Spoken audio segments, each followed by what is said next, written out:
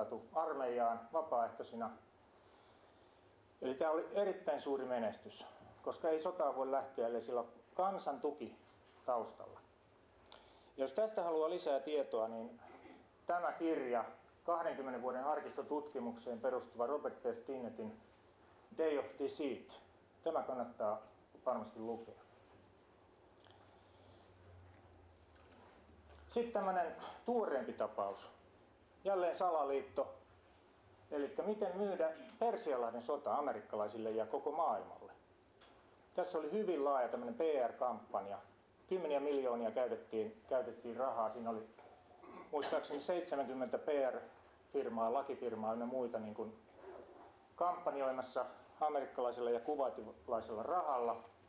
Tämmöinen nuori niin sanotusti sairaanhoitaja niin marssitettiin kongressin kuulemistilaisuuteen kertomaan irakilaisten sotilaiden raakuuksista Kuwaitissa.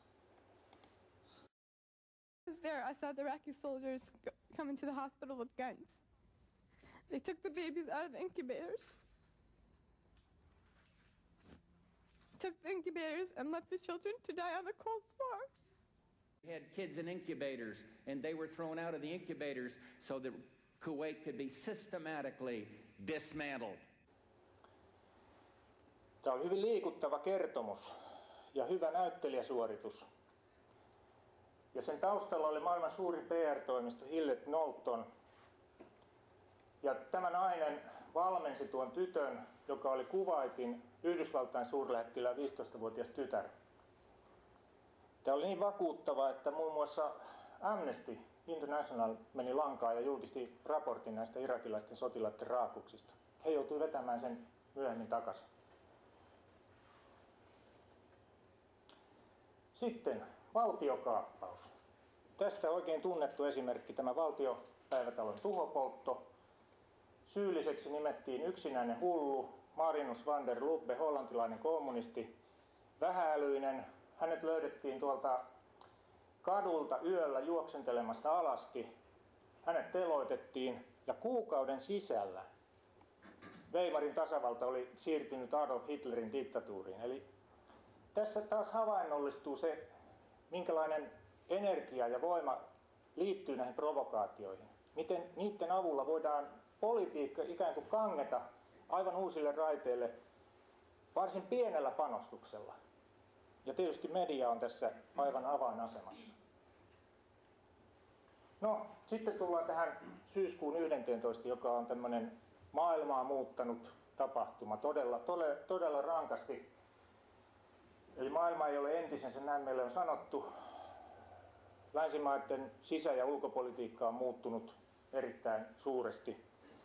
Eli voidaan katsoa vähän, mitä tästä on kaikkea seurannut. Ensin tietysti näkyvä seuraus oli tämä Afganistanin operaatio. Ja Suomihan on mukana miehittämässä Afganistania. Olisi ollut joskus 70-luvulla hyvin vaikea kuvitella, että joskus tulevaisuudessa Suomi on siellä, kun silloin oli Neuvostoliitto käymässä siellä sotaa. Mutta näin on nyt käynyt. Mistä on kysymys? Tässä on yksi asia, mitä meille kerrottiin mediassa, että Taleban viljelee oopiumia, ja tämä on iso ongelma maailmassa. Eli he on tämmöisiä pahoja huumekauppiaita. Se piti paikkansa tietyssä määrin, mutta jos katsotaan näitä, tässä on YK-tilastoa tästä huumetuotannosta, niin nähdään, että juuri Taleban 2000-2001 ajoi tämän tuotannon lähes nollaan. Eli juuri silloin, kun tätä propagandassa selitettiin Talebanien huumekauppaa, niin he olivat hävittäneet koko vuoden sadon. Ja sitten kun katsotaan, mitä on tapahtunut sen jälkeen, hyvin jyrkkä nousu näissä tuotantoluvuissa. Mistä tässä on kysymys? Onko tämä taas jotain epäpätevyyttä vai onko tämä kenties tarkoitus? Nimittäin nyt esimerkiksi tutkiva journalisti Michael Ruppert, joka oli taustaltaan Los Angelesin poliisin huumeetsivä, hän on väittänyt, että tuo mitä Taleban teki tuolloin 2001 keväällä, se oli käytännössä taloussodan julistus Yhdysvalloille. Nimittäin maailman pörssit ei tule toimeen ilman sitä huumerahaa, joka kiertää pestyinä Wall Streetille. Eli tämä kurssikehitys vaarantuu. Niin kuin tuolloin oli justiin se tilanne, että kun Nasdaq oli romahtanut ja näytti hyvin epävarmalta tämä tilanne, niin Taliban meni vielä tekemään tuommoisen tempun. Vai onko kyse näistä putkisuunnitelmista, eli maakaasu- ja öljyputkista? Tämä alue, mikä tässä kuvassa nähdään, niin tämä on aivan keskeinen maailman energiahuollon kannalta. Ja nyt kun katsotaan, mitkä suurvallat kilpailee, siellä on Kiina, siellä on Venäjä, lännessä on EU ja sitten Yhdysvallat tulee täältä Pakistanin kautta niin kuin tähän osingoille. Tämä on aivan keskeinen ja esimerkiksi Zbigniew Brzezinski toteaa kirjassaan The Grand Chessboard, että tuon Keski-Aasian alueen hallinta on aivan välttämätöntä, jos haluaa hallita koko maailmaa. Sitten meillä on Irakin sota. Mistä ihmeestä siinä on kysymys? Tämä on suuri mysteeri. Siellä on aivan hirveitä asioita tapahtunut. Siinä on palkkasoturi ripustettuna siltaan roikkumaan. Abu Ghraibin kidutus. Miksi Yhdysvaltojen kannattaa maksaa se hirvittävä hinta, joka sekä PR-rintamalla että valtion taloudelle on aiheutunut tästä? Colin Powell valehteli YK:ssa joukkotuhoaseista ynnä muusta. Siis siinä ei ollut mitään perää hänen esityksessään miltään osin. Jopa väärennettyjä dokumentteja tehtailtiin. Tässä on siis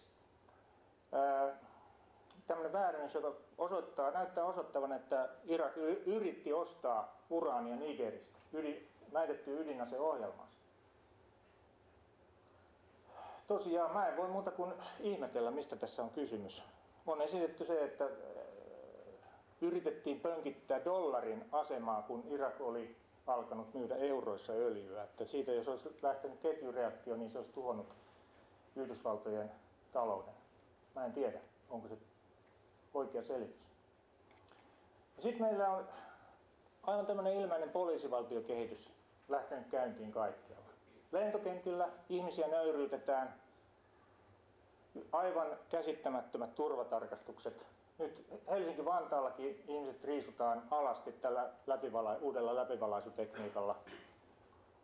Ja syötetään tämmöisiä satuja, että terroristit yrittää esimerkiksi nesteitä salakuljettaa lennoille ja tehdä pommin siellä lentokoneen vessassa.